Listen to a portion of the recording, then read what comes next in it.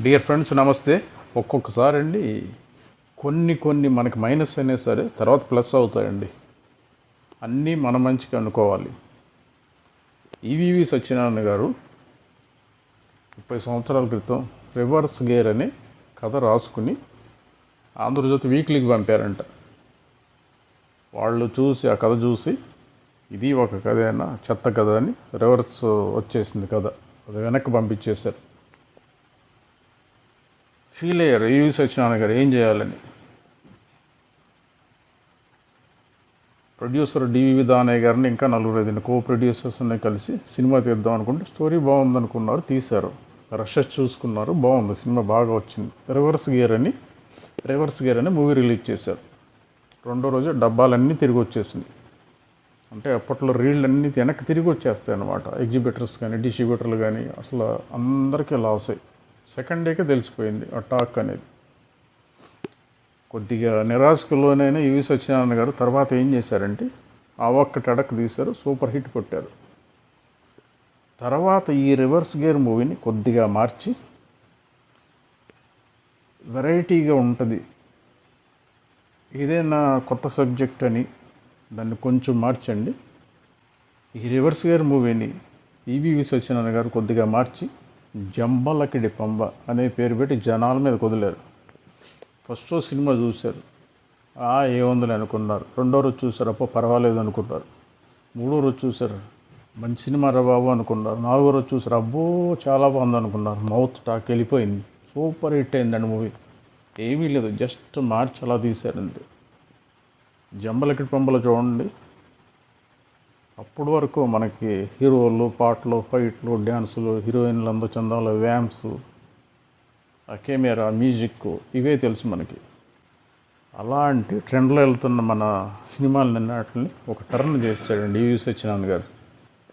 చాలా విచిత్రం అండి ఆ మూవీ చూస్తూ ఉంటే. మన థాట్ కూడా రాదు అలాంటి స్టోరీ ఉందా అని. ఆడియన్స్ అంతా అనుకున్నారు, అయ్యో ఎంత మంచి మూవీ మనం మిస్ అయిపోయామా అని. కామెడీ ఎంటర్టైన్మెంట్ అంత సినిమా మాత్రం చాలా బాగుంటుంది ఫ్రెండ్స్. సినిమాలోకి వెళ్తే ఆమెని క్యారెక్టర్ రామలక్ష్మి చేసిందండి. వాళ్ళ కాలనీలో లేడీస్ పడుతున్న కష్టాలన్నీ చూసింది.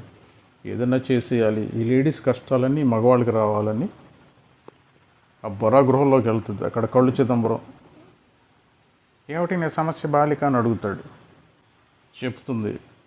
చెప్తే స్వామీజీ దగ్గరికి తీసుకెళ్తాడు. స్వామీజీ కదండి, ఆవిడ కూడా లేడీ అన్నమాట. కమండలం పెట్టుకునేలాగా, ఏంటి బాలిక నీ కోరిక అని అడుగుతుంది. ఆమెనేమో సమస్య అంతా చెప్తుంది. ఒక చెంబులో ఉన్న జలాన్ని తీసిచ్చి, అదే నీరండి, వాటరు, మీ ఊరు ట్యాంకులో కలిపేయమ్మా మొత్తం రివర్స్ అయిపోతుందని చెప్పుద్ది. తీసుకెళ్తుంది, ఆమెని తీసుకెళ్ళి కలిపేస్తుంది వాటర్ ట్యాంకులో. మొత్తం వాటర్ తాగేస్తారు అంతా.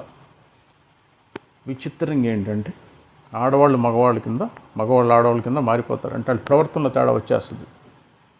ఆ ఊరికి ఫస్ట్ డీజీపీ వస్తాడు, ఇదేదో కనుక్కుందామని.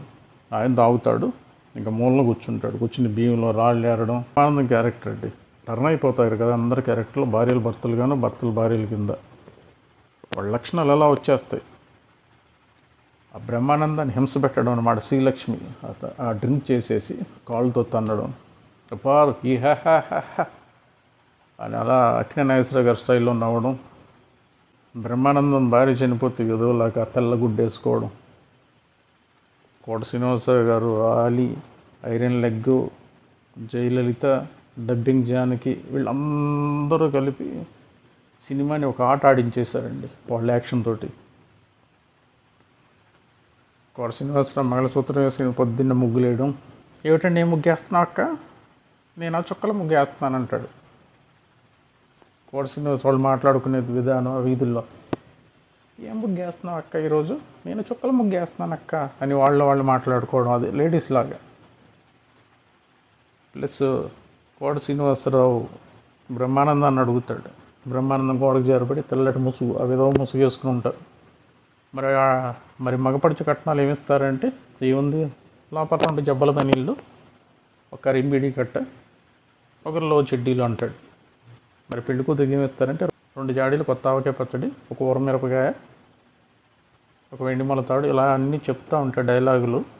దివాకర్ బాబు రాసిన డైలాగులు, ఈవి సత్యనారాయణ గారి స్క్రీన్ ప్లే, ఇవన్నీ మంచి హైప్ తెచ్చినాయండి మూవీకి. స్కూల్ ఒకటి, అప్పట్లో ఒక గంగాధర్ అని మిమిక్రీ వచ్చేది. ఆ మిమిక్రీని లైవ్లో తీసుకొచ్చి ఆ స్కూల్ అనే క్యారెక్టర్స్ పెట్టి అందరిని స్టూడెంట్స్ని అటెండెన్స్ వేయడం, ప్రతిదీ నవ్వేనండి. మూవీ మొత్తం బాగా డైజెస్ట్ చేసుకుంటామండి. ఎలాంటి స్టోరీస్ కూడా తీయచ్చు, కాన్సెప్ట్ ఉంటే ఎలాంటి మూవీ అయినా హిట్ అవుతుంది, ఎలాంటి స్టోరీ అయినా హిట్ అవుతుందని ఈవీవి సత్యనారాయణ గారు నిరూపించారండి. ఇక ఫైనల్గా నరేష్ వస్తాడు, తెలుసుకుంటాడు విషయం. ఇప్పుడు దగ్గరికి వెళ్తాడు, స్వామీజీ దగ్గరికి. వీరు కూడా చెప్పమ్మా, ఊరంతా శ్మశానం అయిపోతుంది, అసలు చాలా విచిత్రంగా ఉంది, నువ్వు ఇవ్వకపోతే చాలా కష్టం అని. కానీ జంబలగడి పంబ అనేది ఇస్తుంది, వాటర్ తెచ్చి కలుపుతాడు, మళ్ళీ మామూలుగా టర్న్ అయిపోతారు. అదేంటంటే